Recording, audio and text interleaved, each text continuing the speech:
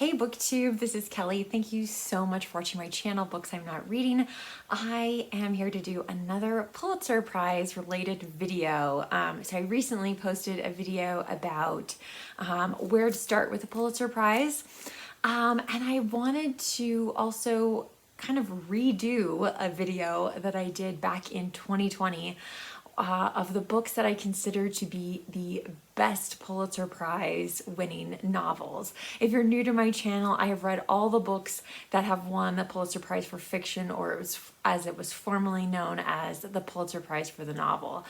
And so I link to a few of those videos down below. You can look at the best and worst list. My worst, I think it remains the worst list. So I'm not going to change that.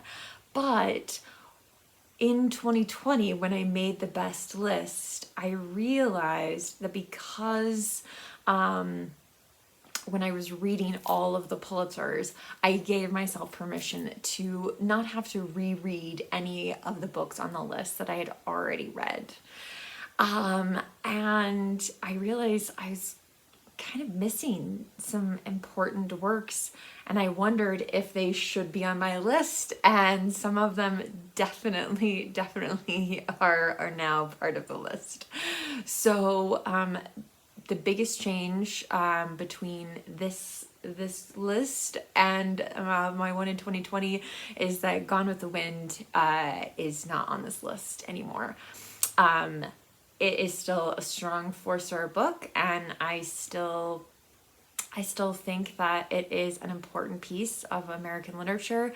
But yeah, it's a 4-star book. I have a lot of 4-star books on my list of Pulitzer novels. All of the books that I'm going to show you are 5 stars for me. Now, again, in making this list, I realized, I need to reread either some of these books, or I also realized Lonesome Dove I gave 4 stars to, and I'm not really sure why. So it's not on this list, but now there's a part of me that thinks I need to reread it because it is just, it's just looming large in my mind. So these are not in order of the books that I love the most or the least. It is based on the year that they won the Pulitzer Prize. So we're going to start off in 1935 with Now in November by Josephine Johnson. I have been gushing about this book since I joined booktube. This is actually a UK edition, and so for a very long time you could not buy Now in November in the United States, which was just bonkers to me. But I believe it was last year that it was reprinted, which made my heart so happy. Other people on booktube read it, reviewed it. It was fantastic. It was great. So anyway, I've read this one twice, and I believe I have a review video of it, so I will link to that down below. This book is about a family that is driven to poverty during the Great Depression, and they have a farm, and everything goes wrong. Everything that can go wrong does go wrong indeed. So it is beautiful prose. I'm probably gonna say that 11 times in this video, but anyway, it is a wonderful book. I love this one. Okay, next, 1940, also about the Great Depression, is The Grapes of Wrath by John Steinbeck. This is a Folio Society editions that my husband had to have, and so I don't like it because I don't feel like I can read it. So at some point I'm going to have to get a paperback copy that I feel like I could read and drink a cup of coffee at the same time. But anyway, The Grapes of Wrath, oh my gosh, I mean, I still remember reading this and just being blown away. I know there's quite a controversy on booktube about whether The Grapes of Wrath is better. or East of Eden. And I have read both since. East of Eden is excellent. I really, really did like East of Eden as well. But the ending of The Grapes of Wrath has got to be one of the best endings ever. And so I just felt like it was so powerful, and it's just stayed with me ever since. Another book that if you've been watching my channel, you've probably heard me mention. This is Andersonville by McKinley Cantor, which won the Pulitzer Prize in 1956. This is about the prison during the Civil War in the South for Union soldiers. And the appalling conditions of that prison. And you know, obviously there's fictional characters in it, but it is based on reality, the reality of the situation. And I just loved this book so much. And I think one of the things that I really enjoy about Pulitzers, and you'll see this in other books on this list, is that it revealed a piece of American history that I really didn't know anything about. And so Andersonville is just always, yes, it will, I can't ever foresee it leaving the list of best Pulitzers. Now, this is a new addition to my list because I reread it. This is the 1961 winner for the Pulitzer Prize for Fiction, and it is To Kill a Mockingbird by Harper Lee. So I read this, the first time I read this was when shortly after I graduated from college. I read it by myself. It was supposed to be part of a book club. For some reason, I didn't end up going to the book club discussion. But oh my gosh, when I read it again after starting my booktube channel, I read it again and it just blew my mind away. And yeah, so this is really one of the books that when I first made my best of Pulitzers list, I was like, ooh, should that be on the list? I don't know. And so I reread it.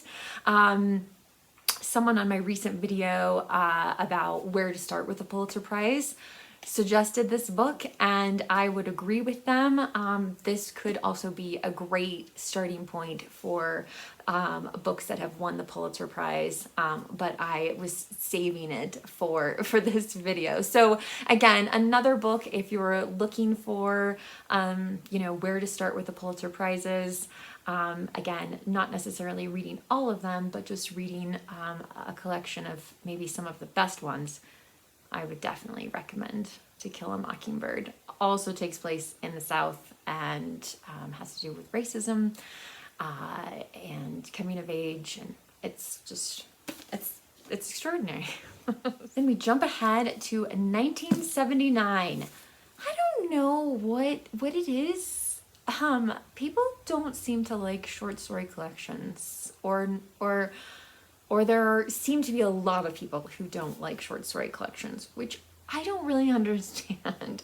This is the only short story collection on my best list of Pulitzer Prize winning novels, but there are some outstanding short story collections within the Pulitzers. So my review for The Stories of John Cheever is, if you're only going to read one short story collection on the Pulitzer Prize list, this should be it. The writing is just, again, absolutely phenomenal. He somehow managed to make suburban America a really creepy place. It feels very dark. And yeah, I would like to reread these again and have a more complete review. But I just was really, this was a book I was anxious to read. I was nervous about reading it the first time, and yeah, it was so well written. Another new addition to my list of best Pulitzer Prizes is the 1988 winner, which is Beloved by Toni Morrison. So the reason why I didn't read this while I was reading all the other Pulitzers is because I read this in college. And I read it in maybe the worst class that I took in college in 4 years. I had a terrible, terrible teacher. And yeah, and so I got nothing out of the book. I also think, you know, compared to the other people who were in, it was an honors class, other people in the class, I just was not mature enough to really get what this book was trying to say, what this book is trying to talk about. Again, you know, racism, the horrors of slavery, what people will do, the extremes that people will go to avoid being trapped in that situation again. I reread this book with Gina from Gina Stan Your Books, and I made her a video about it. But this is, of all these books, like, this might be the most important one in American literature. So if you haven't read Beloved, it's time. Go and pick it up. Another Pulitzer that I have reread since starting my booktube channel is the 1999 winner, The Hours by Michael Cunningham. So when I first read this book, I loved it. I think I gave it 5 stars initially, but when I reread it, I read with 2 other people, we read Mrs. Dalloway by Virginia Woolf. And so we read Mrs. Dalloway, and then we read The Hours, which was such a great combination. And I had 2 fantastic buddy readers with me. So yeah, I got so much more out of it after having read Mrs. Dalloway, and especially reading them back to back. It's just really powerful. And I think this is a great book. I know some people would consider maybe this a lesser Pulitzer, but I think there's some real genius in this book. And again, writing is amazing. 2005, Gilead by Marilynne Robinson. Marilynne Robinson scares me a little bit because she is so fucking smart. She ended up turning this into a series, and I have still only read Gilead, which I would like to reread maybe next year, and then read the other books in the series, because some people consider some of the other books that she wrote after Gilead to be even better than this Pulitzer Prize-winning novel. Yeah. Her prose is so beautiful, but it's just in this very quiet, unassuming kind of way. And yeah, it's just this is a beautiful book. But I wouldn't say like this is where to start with Pulitzers, just because Marilynne Robinson, my God. 2007, the Pulitzer Prize went to Cormac McCarthy for The Road. I know, again, this is another book on BookTube that people go back and forth about whether they love it or hate it.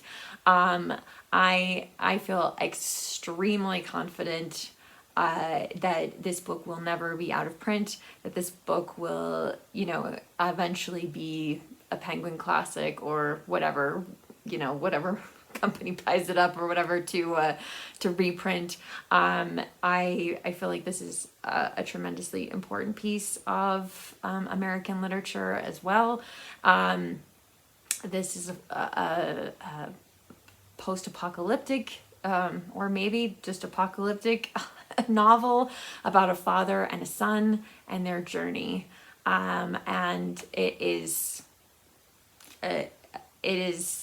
gritty, it is violent, it is beautiful, it is heartbreaking. It's just a great book.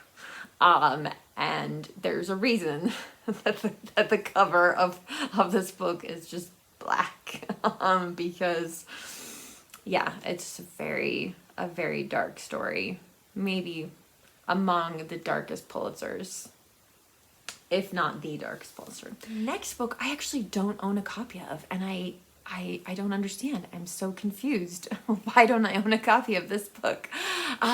Is The Nickel Boys by Colson Whitehead. And again, this was one that was about a piece of American history that I knew nothing about. And I don't even think most people knew anything about until Colson Whitehead wrote this novel. So yeah, it's really, really powerful. It is about a boys' school in the South. The white kids, of course, are treated extremely differently than the African American children are. And yeah, it was just shocking to me, but I think it's really important. I think it's a really, really important book. I know there's some huge fans of The Underground Railroad, which Colson Whitehead also won the Pulitzer Prize for that, but I would argue that The Nickel Boys is a more important book. And finally, last but certainly not least, one of my favorite authors, even before she won the Pulitzer Prize in 2021, is The Night Watchman by Louise Erdrich. I also need to get a copy of this. But this, again, was one of those books that revealed a piece of American history that I didn't really know very much about. I really love the way Louise Erdrich writes. I've loved everything I've read by her with the exception of The Sentence. But The Night Watchman is so, yeah, it's just a really, really fascinating book. And again, because Louise Erdrich is a tremendous writer, the storytelling in it is just it's so well executed. It's so well done. So, yeah, and so I gave this 5 stars. I was thrilled that Louise Erdrich, she should have won the Pulitzer Prize multiple times by now. But anyway, so all right, well, I would love to know, what is your favorite Pulitzer Prize winning novel, or a few of your favorite Pulitzer Prize winning novels? What do you think of my list? Agree, disagree? Tell me down in the comments section. As always, if you don't feel comfortable leaving a comment, you can leave an emoji, or you can give this video a thumbs up, which does help my channel out, and I do appreciate it. Booktube, thank you so much for watching. I can't wait to talk to you about these books down below in the comment section. Please remember to be kind to yourself, be kind to others, and I'll be back soon with another video. Bye.